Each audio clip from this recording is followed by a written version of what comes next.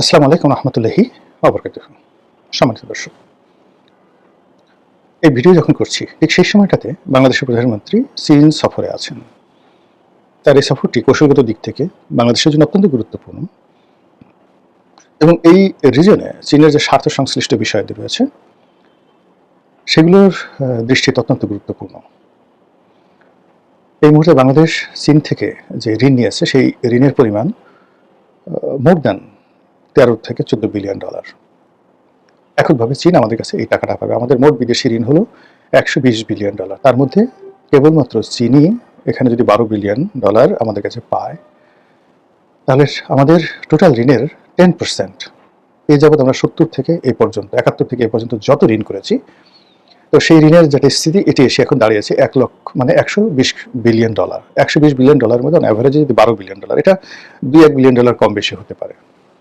তো এই 12 billion dollar চীন আমাদের কাছে পাবে, এটার পেমেন্ট রিপেমেন্ট। এর বাইরে আমাদের অর্থনীতি রিকনস্ট্রাকশন, অন্যান্য সব মিলিয়ে অ্যাটলিস্ট এই মুহূর্তে 3 বিলিয়ন ডলার আমাদের নগদ দরকার, যেটা আশা করছি আমরা চীন থেকে সেটি পাবো।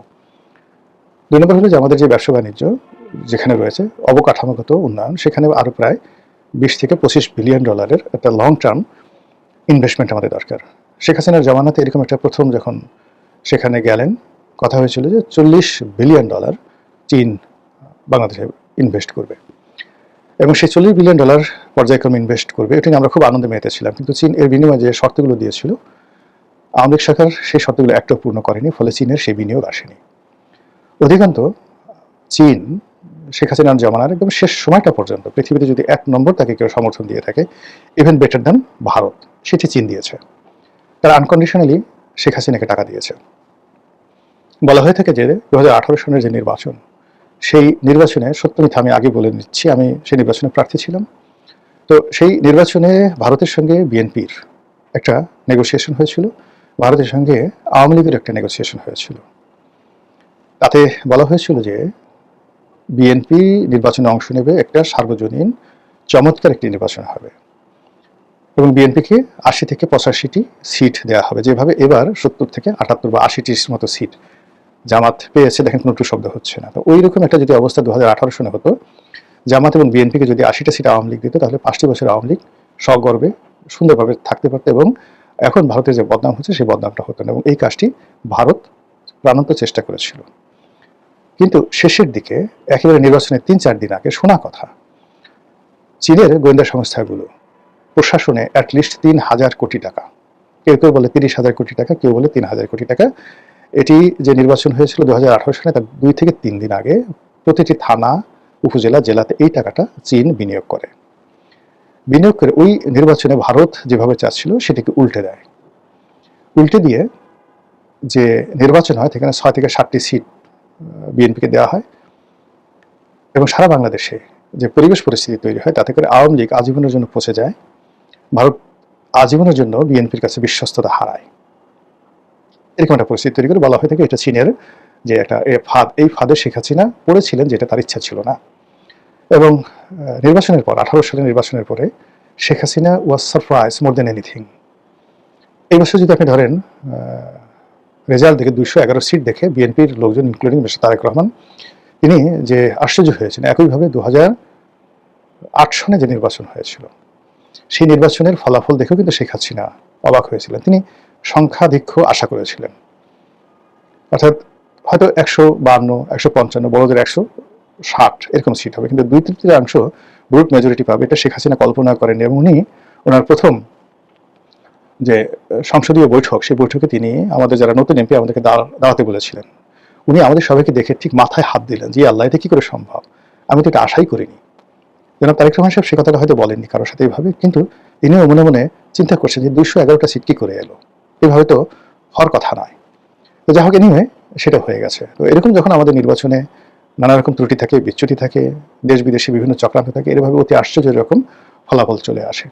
তো চীন যে 2018 সনে যে গ্রিপের মধ্যে আওয়ামী লীগকে আনার চেষ্টা করলো, সেটা তারা প্রাণান্ত চেষ্টা করলো। এবং 2018 সনে 2024 সনে পৃথিবীতে সবার আগে যারা কংগ্রাচুলেশন জানিয়েছিল আওয়ামী লীগকে, সেটা হলো চীন। যেহেতু এই দুটো নির্বাচনের সঙ্গে 24 এবং 18 দুটো নির্বাচনের সঙ্গেই চীন পরিপূর্ণভাবে জড়িত ছিল। ভারত চেয়েছিল আওয়ামী লীগ ক্ষমতায় থাকুক, কিন্তু এভাবে নয়। ভারত যেভাবে চেয়েছিল যে বিরোধী দল হিসেবে এদের অবস্থান থাকুক, এবারও কিন্তু ভারত চেয়েছিল যে অ্যাটলিস্ট রিফাইন্ড আওয়ামী লীগ হিসেবেও আওয়ামী লীগ অংশগ্রহণ করুক। তো ভারতের সব চাওয়া হয়তো পূর্ণ হয়েছে নির্বাচনে, কিন্তু আওয়ামী লীগ ভারতের ফাঁদে পা দেয়নি। তারা রিফাইন করতে রাজি হয়নি, শেখ হাসিনার নেতৃত্বের সাথে রাজি হয়নি, শেখ হাসিনাবিহীন আওয়ামী লীগ এটা হয়নি। ফলে কি হলো, এখন আসলে সত্যিকার অর্থে সরকার একটা বিপত্তিতে আছে। তো এনিওয়ে, এখন এই অবস্থাতে তারেক রহমান সাহেব চীনে গেছেন। ভারত যেভাবে শেখ হাসিনাকে, আওয়ামী লীগকে এখন যাকে বলা হয় একটা গ্রিপের মধ্যে পেয়ে গেছে। এখন আওয়ামী লীগকে যদি ভারত বলে যে আমাকে রংপুর লিখে দিতে হবে, তোমাকে আমি কালকে ক্ষমতায় বসাবো, আপনি বলেন তো আওয়ামী লীগ কি ওখানে দিল্লিতে বসে তারা বলবে আমরা রাজি হব না? আওয়ামী লীগ যদি বলে যে ঠিক আছে, তোমাকে আমরা বাংলাদেশ দখল করব, তোমরা বাংলাদেশের মুখ্যমন্ত্রী হবে, গভর্নর হবে, পশ্চিমবঙ্গের শুভেন্দুর মতো, কালকে তোমাদের ক্ষমতা ফিরিয়ে দেবো, আওয়ামী লীগের জায়গায় যদি আপনি হতেন, আপনি কি করতেন বলেন? আওয়ামী লীগ যেভাবে বিএনপিকে, আওয়ামী লীগ মানে ভারত যেভাবে আওয়ামী লীগকে একটা মানে যাকে বলে একটা ফাঁদের মধ্যে ফেলে দিয়েছে, এই ফাঁদের কারণে ক্ষমতায় আসার জন্য, ক্ষমতায় ফিরে পাওয়ার জন্য ভারত যে শর্ত দেবে সেই শর্তেই আসলে আওয়ামী লীগ রাজি হবে বা রাজি হতে বাধ্য। ঠিক একই কাজ আমেরিকা করেছিল। তারা ডিপ স্টেটের যে এজেন্ট, তাদের সঙ্গে তাদের এটা বোঝাই যায়, এরকম একটা চুক্তি হয়েছিল। আমেরিকা যা চেয়েছে তারা ঠিক সেম কাজটি তারা করেছে, কিন্তু করেও তারা সেটা বাস্তবায়ন করতে পারেনি। এই জন্য আমেরিকার খুব রাগ।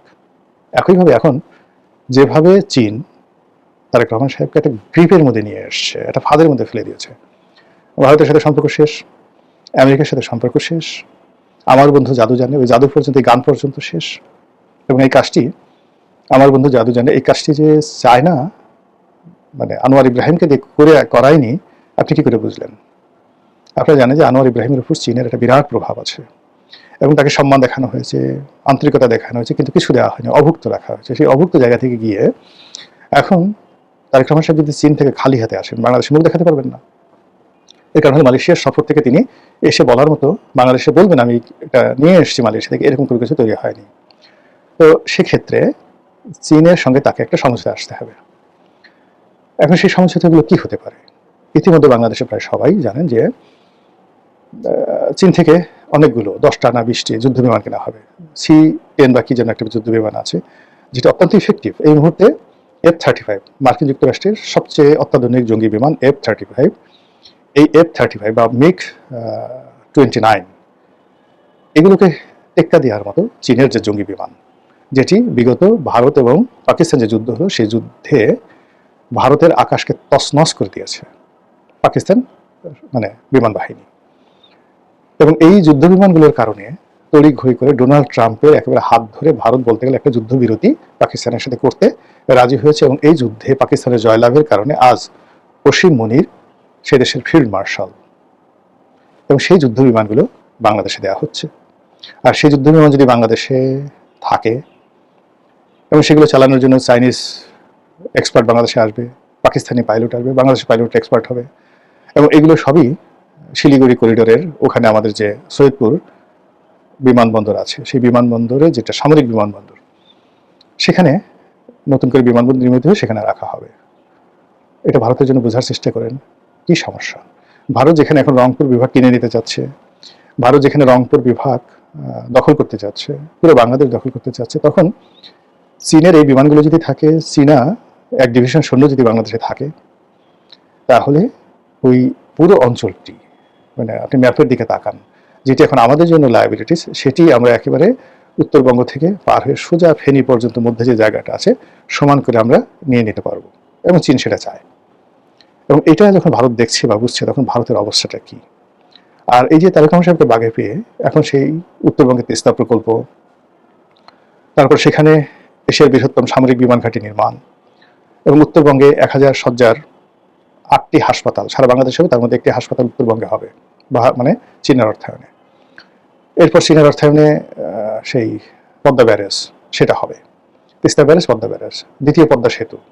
এগুলা মানে আমাদের জন্য বিরাট একটা স্বপ্নের বিষয়, কারণ এটা চীনের জন্য তো ওয়ান-টু বিষয়। এবং এই ধরনের প্রকল্প যখন হবে, তখন সেখানে দুই হাতে মানে মানে অর্থ কামানোর ধান্দা থাকবে। কেন চীন সবসময় করে কি, যে টাকা দেয় সেই টাকাতে দুর্নীতি করার একটা সুযোগ করে দেয়, এবং সেই দুর্নীতি করার এমন সুযোগ করে দেয়, সেই সুযোগের ফলে শেখ হাসিনার সাধ্য ছিল না পদ্মা সেতুতে দুর্নীতি বন্ধ করার, শেখ হাসিনার সাধ্য ছিল না রূপপুর পারমাণবিক বিদ্যুৎ কেন্দ্রে দুর্নীতি বন্ধ করার, কাজে আবার যদি এই চীনা প্রকল্পগুলো এইভাবে চলে আসে, এটি দেওয়াই হবে মূলত লুটপাট করার জন্য। 50% কাজ হবে, বাকি 50% মেরে দেওয়া হবে, যাতে করে প্রকল্প দীর্ঘায়িত হয়, চীনের আরও লাভ হয়, বাংলাদেশ ঋণের জালে আবদ্ধ থাকে এবং প্রতিটি প্রজেক্ট নন ভায়াবল, লাভজনক হবে না।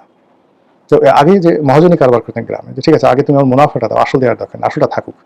তো এরকম একটা ঋণের জালে চীন যাদেরকে ধরেছে প্রায় সবাইকে এভাবে ঋণের জালে আবদ্ধ করে ফেলেছে এবং অনেকটা ক্রীতদাসের মতো করে ফেলেছে। তো বাংলাদেশ ঠিক সেই জায়গাতে গিয়ে পা দিবে, নাকি শেখ হাসিনার মতো একটা ভারসাম্যপূর্ণ মানে কূটনীতি স্থাপন করার চেষ্টা করবে, ভারত এবং চীন দুইজনকেই সমানভাবে খেলবে।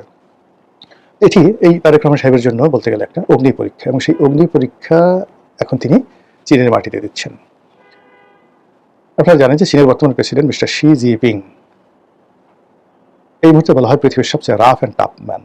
কথা বলেন একেবারে কম, আপনি তার কোনো হাসির ছবি দেখতে পারবেন না, হাসেন না, বলতে গেলেই না। পুতিন হাসেন, কিন্তু তিনি হাসেন না। পৃথিবীর দুটো মানুষ হাসেন না। এক নম্বর হলো রাশিয়ার যিনি পররাষ্ট্রমন্ত্রী রয়েছেন মিস্টার লাভরভ, তার কোনো হাস্যজ্জ্বল আপনি ছবি দেখতে পাবেন না। আর এই যে মিস্টার শি জিনপিং, তিনিও হাসেন না, এবং যারা হাসেন না তাদের মতো ডেঞ্জারাস মানুষ আর পৃথিবীতে নেই। এবং তিনি যেভাবে বড় হয়েছেন, যেভাবে ক্ষমতায় এসেছেন, এই ক্ষমতার পেছনে বহু নিষ্ঠুরতা রয়েছে, বহু ত্যাগ রয়েছে, তিতিক্ষা রয়েছে, সংগ্রাম রয়েছে, লড়াই রয়েছে, এবং তিনি যেটি হাত দিয়েছেন সেটি সফল হয়েছে। এবং তিনি তার নিজের ক্ষমতা এই মুহূর্তে পৃথিবীর সবচেয়ে ক্ষমতাধর প্রেসিডেন্ট মিস্টার শি। চীনের ইতিহাসে এই আধুনিক চীনের যে প্রতিষ্ঠাতা দুজন লোক, ডেং জিয়াওপিং, তার আগে মাও সেতুং, তাদেরও এই বর্তমান শির যে ক্ষমতা, এই ক্ষমতা তাদেরও ছিল না। তো সেই মানুষটির সঙ্গে একেবারে নবীন একজন প্রধানমন্ত্রী, 4 মাস যার প্রধানমন্ত্রীত্বের বয়স, ডিপ্লোম্যাটিক যে কোর, সেই ডিপ্লোম্যাটিক কোরে কাজ করার অভিজ্ঞতা বলতে এই প্রথম তিনি মালয়েশিয়া সফর করলেন।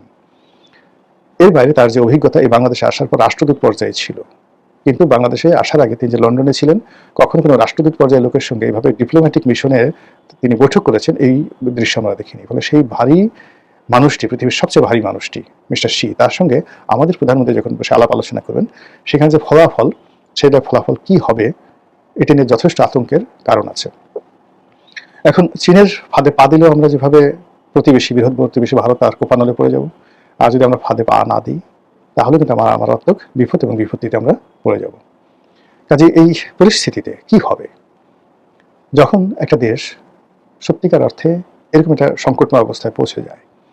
গত সেই 2014 থেকে আমাদের কিন্তু এই জাতীয় সংকট শুরু হয়েছে। এই সংকট মানে চলতে থাকে, অত অ্যাটলিস্ট 20 বছর 30 বছর না হলে সংকট যায় না।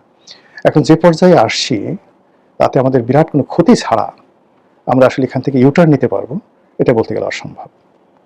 আল্লাহ ভালো জানেন, প্রধানমন্ত্রীকে সসম্মানে মর্যাদা সহকারে বাংলাদেশে ফেরত আনুন, চীনের সাথে সম্পর্ক হোক, সঙ্গে সঙ্গে ভারতের সাথে সম্পর্কটা থাকুক। আমরা কারো দাসত্বের শৃঙ্খলে যেন আবদ্ধ না হই।